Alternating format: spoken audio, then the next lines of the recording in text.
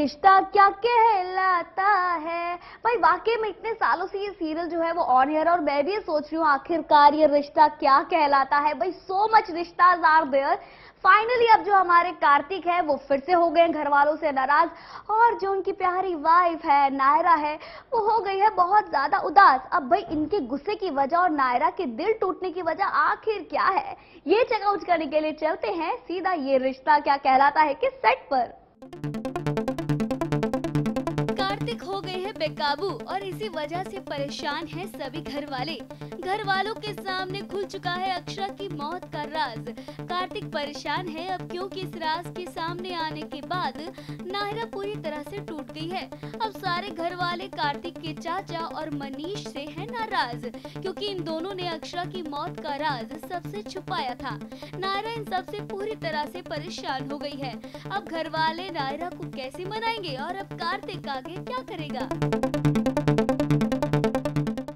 एक हेल्पलेसनेस तो आ गई, बिकॉज अभी उन्हें समझ में नहीं आ रहा है कि वो नायरा को कैसे समझाए जो कुछ भी अभी खुला है। नक्श ने जो पहली बार उन्हें बताया कि नायरा को पता चल गया है कि अक्षरा जी का जो एक्सीडेंट है वो उसकी बहन से हुआ है, और ये बात उन्हें आदित्य जी के थ्रू पता चलती है।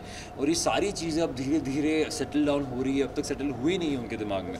तो जब तक वो सारी चीज़ें चल रही है, वो आवाज़ें गूंज रही है, सारी पुरानी चीज़ें, जब एक्सीडेंट हुआ था, जब वो लोग एक्सीडेंट स्पॉट पे पहुंचे थे, वो सारे फ्लैशबैक्स चल रहे हैं उसके दिमाग में। And somewhere he reaches a point where he is trying to kill himself, he is trying to break everything, he is trying to break all the decorations. मुझे इस सबकी कोई ज़रूरत नहीं, all this decorations, I don't need this life. And he just says कि because see, एक तो होता है कि अभी का एक गुस्सा हो कि अभी अपने फादर से कभी आप गुस्सा हो या मदर से गुस्सा हो, लेकिन एक जो नफ़रत है वो बचपन से उनकी चली आ रही है। बचपन से एक हेट्रेड है उनके दिमाग में for his father. And now when he realises कि his father is responsible for building this wall in between them and creating this rift, and उनकी वजह से नायरा को इतना लेट पता चला और मिसअंडरस्टैंडिंग्स हो गई थी पहले। तो वो नफ़रत कहीं जाकर अब वो गुब्बारा फूटा है। तो that is why it takes such a big on the family and everything. See, for Karthik, Naira is his first priority. एक तो उनकी दादी हो गई, एक नायरा होगी। दादी को भी वो जब सबसे चिल्ला भी रहे तो दादी को उस तरीके से चिल्ला नहीं पाते, वो दादी के सामने बस गिर जाते हैं कि मैं क्या करूँगा। So for him, that is one priority. Next is obviously Naira and his nani and her nani. And वो अभी बस चाहेंगे कि या तो वो नानी उनको समझे और वो नायरा को समझाए, या वो खुद ट्राई करे नायरा को समझाने का।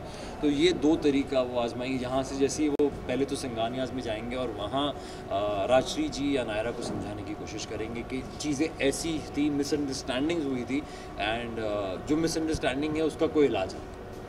पहली बार अपने फादर पे हाथ उठाया है, and yes it's as I said कि वो बचपन का ही जो पहली बार व्हेन हिज मदर डाइड, उनकी मॉम ने जब सुसाइड किया, वो वहाँ से लेकर हॉस्पिटल में भी जब जाते हैं तभी भी वो अपनी मॉम को याद करते हैं कि डॉक्टर्स कहते हैं कि 5 मिनट और जल्दी आ गए होते तो शायद मॉम बच जाती उनकी। तो वो सारी चीज़ों के लिए वो अपने फादर को ब्लेम करते हैं, और वो जो पूरा गुब्बार है बचपन का वो अब जाके हुआ है, इसलिए वो अपने फादर पर भी हाथ उठा देते हैं। And somewhere that anger and the whole tragedy behind it is the reason.